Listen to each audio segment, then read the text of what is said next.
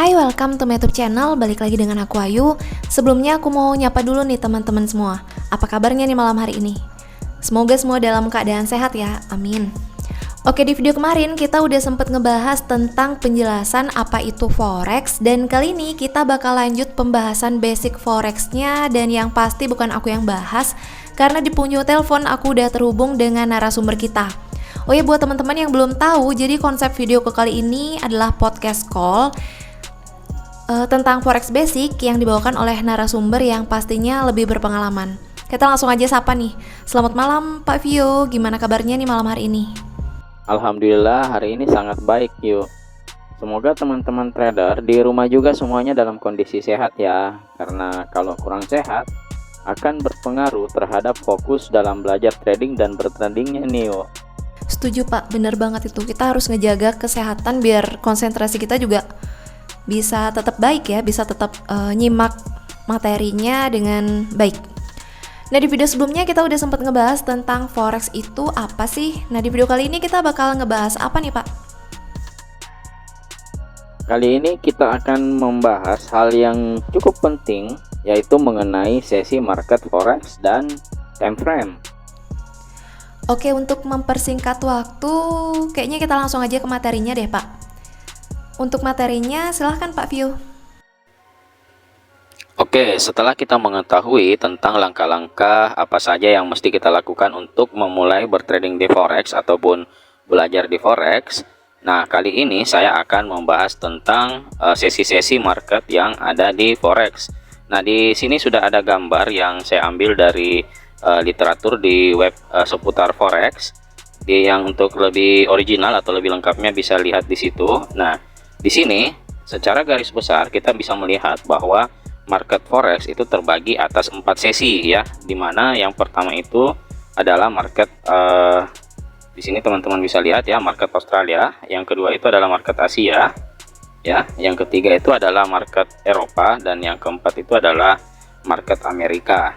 Nah, kalau kita melihat berdasarkan waktu Indonesia Barat atau di wilayah Jakarta ya, wilayah Jawa sekitarnya. Nah, teman-teman kita bisa melihat di sini bahwa di mana market misalnya Australia itu terbuka ataupun bergerak di jam 5 dini hari ya, dan tertutup di jam 2 siangnya ya. Jadi terbuka dari jam 5 dini hari, kemudian tertutup di jam 2 siang. Berikutnya di sini market Asia ya, yang dimana mengacu ke jam atau waktu yang ada di kota Tokyo, dan di sini terbuka dari jam 7 pagi dan tertutup di jam 4 sore ya. Begitupun dengan sesi market di Eropa ya, yang mengacu ke kota London. Di sini terbuka marketnya di jam 1 siang dan tertutup jam 10 malam ya. Di sesi terakhir itu di sesi Amerika terbuka di jam 8 malam dan tertutup di jam 5 dini hari ya, seperti itu.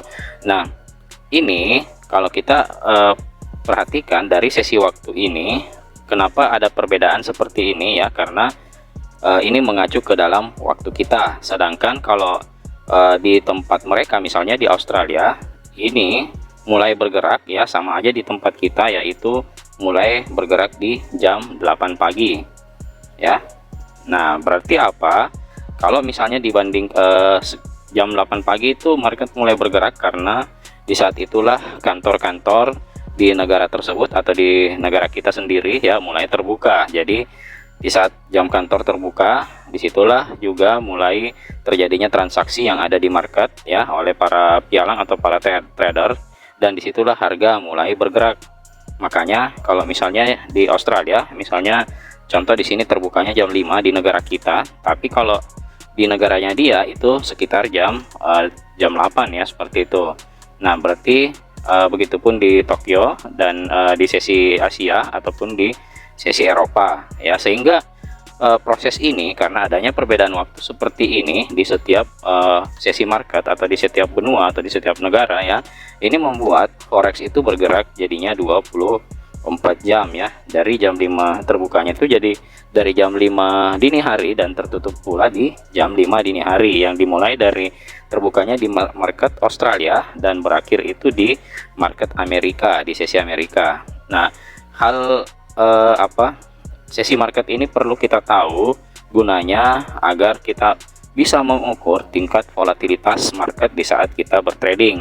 Nah, volatilitas market itu artinya pergerakan candlestick sangat masif ya, artinya pergerakannya sangat cepat ke atas atau ke bawah, dan jangkauannya itu sangat jauh ya, artinya sampai dengan ribuan poin ya, seperti itu setiap kali bergerak, ataupun ratusan lebih ya, seperti itu.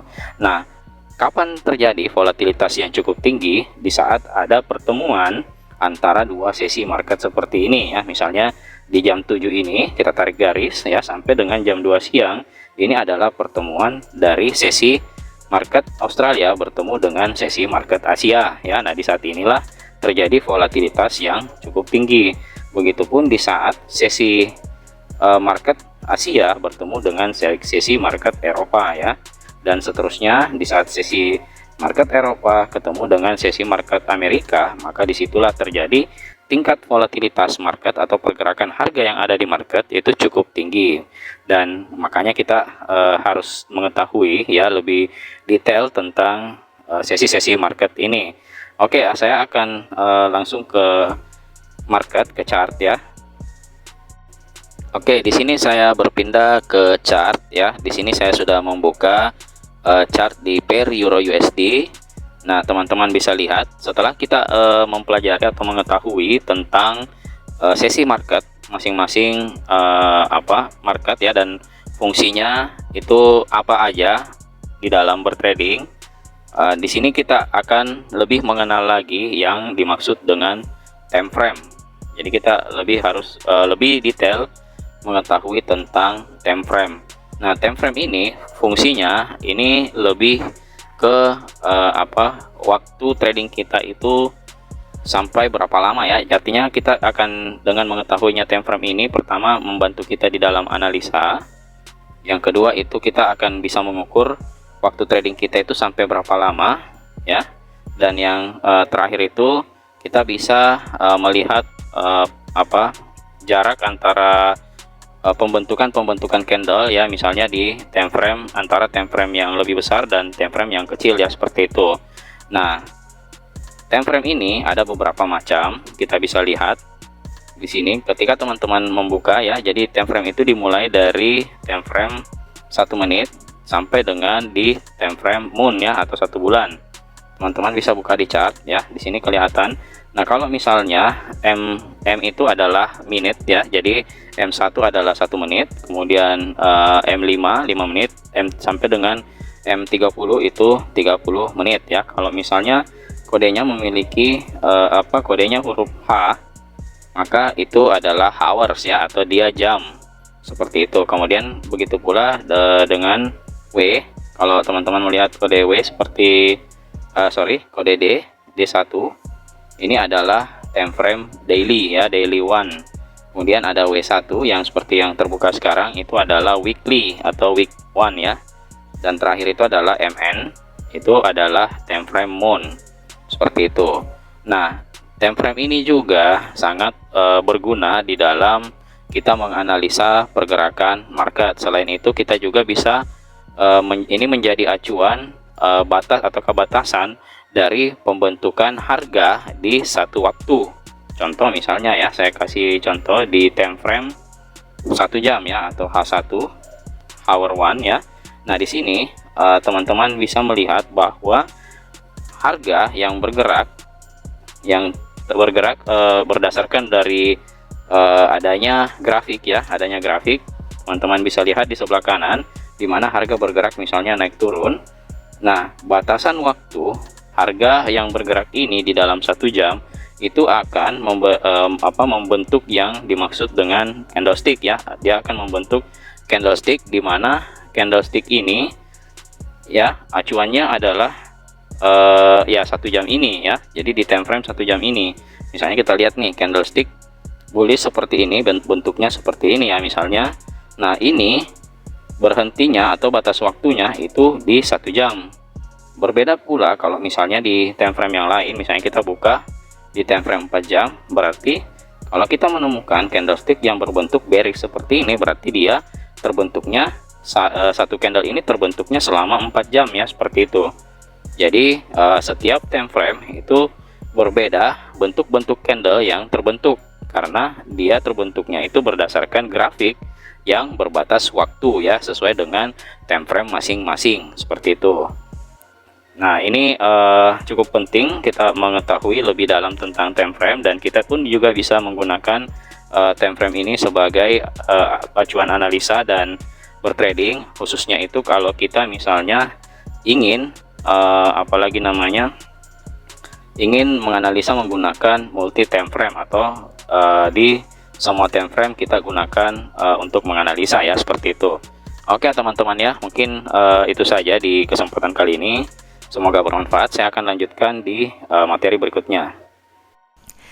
Nah, itu dia tadi penjelasan tentang sesi market dan time frame, dan mungkin dengan istilah time frame teman-teman udah nggak asing lagi. Jadi seharusnya teman-teman lebih mudah menangkap pembahasan kita kali ini. Untuk materi selanjutnya kita bakal ngebahas apa nih, Pak? Nah, untuk berikutnya kita akan membahas hal yang mungkin teman-teman sudah sering dengar, yaitu tentang pip dan poin. Tapi mungkin masih banyak juga yang masih awam dengan istilah itu ya, Pak. Tapi tahan dulu deh, Pak. Kita nggak bakal bahas malam ini karena kita bakal bahas di video berikutnya. Oke, jadi mungkin cukup sekian aja bincang-bincang kita di video kali ini. Kita ketemu lagi di video selanjutnya dengan pembahasan baru, dan semoga ada informasi yang bisa kalian ambil dari video kali ini. Kalau kalian suka dengan videonya, jangan lupa dukungannya dengan cara like, komen, dan jangan lupa di subscribe. Dan kalau kalian nggak suka dengan videonya, silahkan skip tanpa meninggalkan komentar negatif. Oke, see you in the next video. Bye-bye.